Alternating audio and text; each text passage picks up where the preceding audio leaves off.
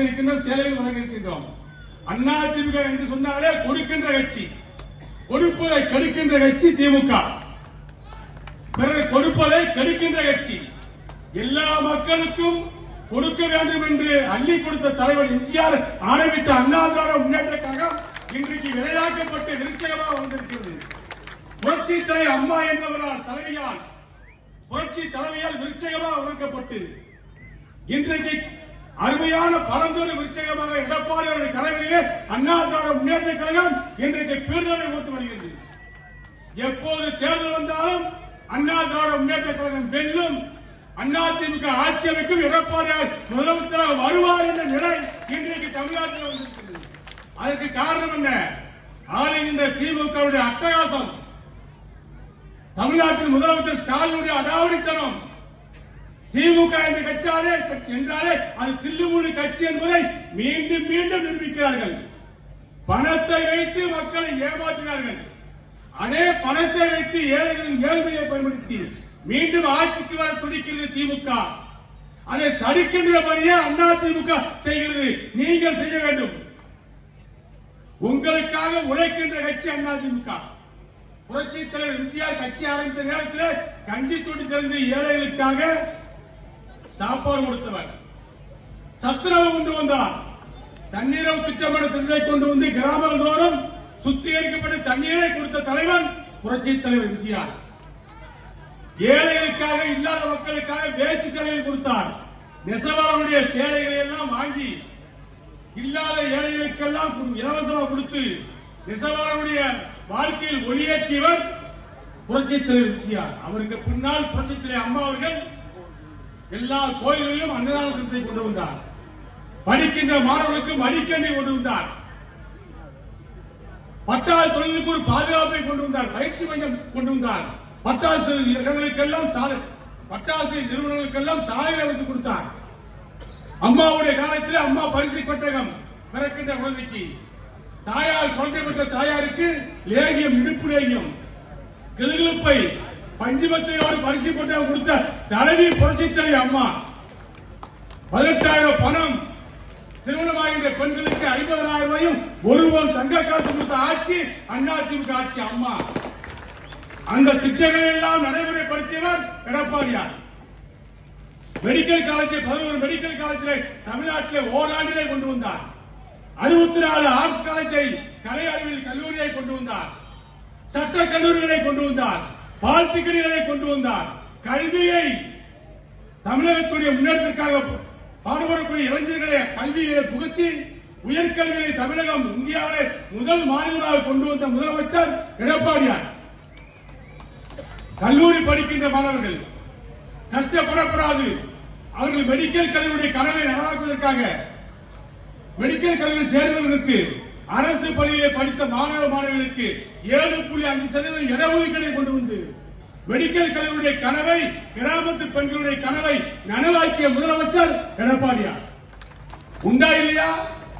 இன்னைக்கு எத்தனை medical college, Virudhunagar medical college, எவ்வளவு மெடிக்கல் காலேஜ், எவ்வளவு அரசு மருத்துவமனை, அருப்புக்கோட்டில் ஒரு ஆர்ட்ஸ் காலேஜ், சாத்தூர்ல ஒரு ஆர்ட்ஸ் காலேஜ், சிவகாசியில் ஒரு ஆர்ட்ஸ் காலேஜ், சிலித்தூர் ஒரு ஆர்ட்ஸ் காலேஜ், இங்கே மெடிக்கல் காலேஜ், 4 கலை அறிவியல் கல்லூரி, ஏழை வறிய மக்கள் படிப்பதற்காக ஒரு மெடிக்கல் கல்லூரி, இத்தனையும் கொண்டு வந்த அரசு அம்மாவுடைய அரசு, எம்ஜிஆர் அரசு, புரட்சி தலைவர் அம்மாவுடைய அரசு, எடப்பாடி அரசு.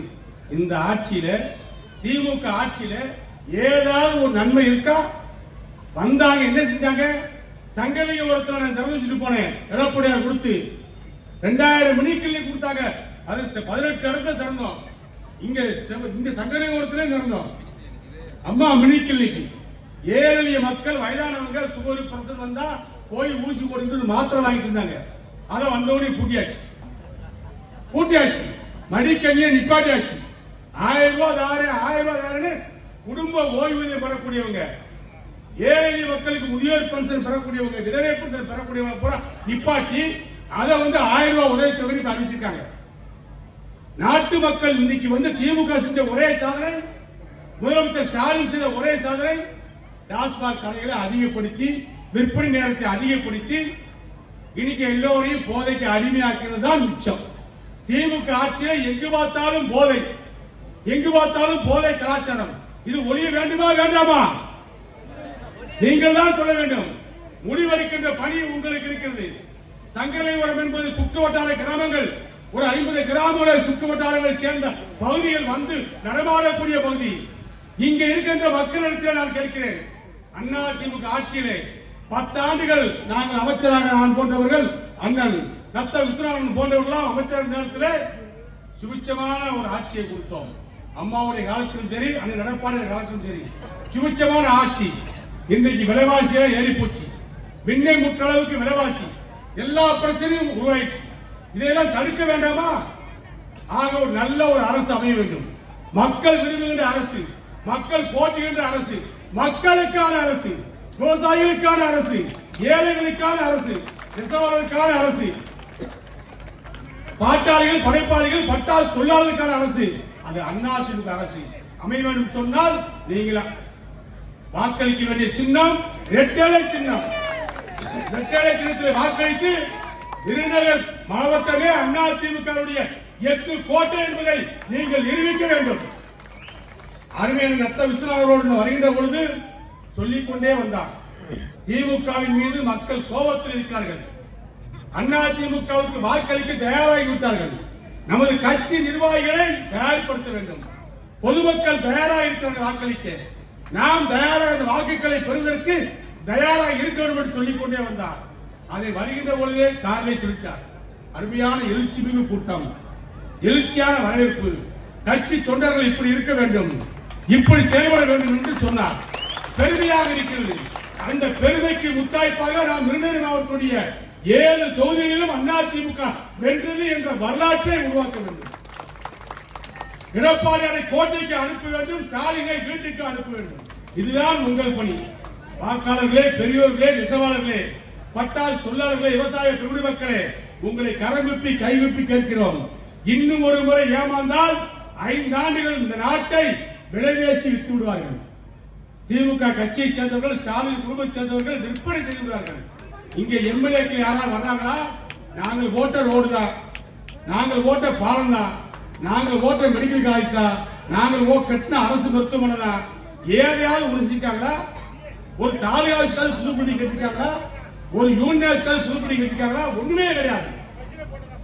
எல்லாம் வியாபாரமயமாய் போச்சு. இதை தடுக்க வேண்டும். மக்களால் ஆளுகின்ற ஒரு அரசு வர வேண்டும் என்று சொன்னால் அது எம்ஜிஆர் அரசு, அம்மாவுடைய அரசு, எடப்பாடியார் தலைமையில் அமைவதற்கு நீங்கள் ஒட்டுமொத்தமாக ரெட்டலைக்கு வாக்களிக்க வேண்டும் கேட்டுக்கொண்டு புரட்சித் தலைவருடைய 108வது பிறந்தநாள் விழாவிலே உங்களை அத்தனை பேரையும் இருவேரை குப்பி கேட்டுக்கொண்டு நன்றியோடு விடைபெறுகின்றேன். நன்றி, வணக்கம். மறக்காம சர்ப்ரைஸ் பண்ணுங்க. தேங்க்யூ.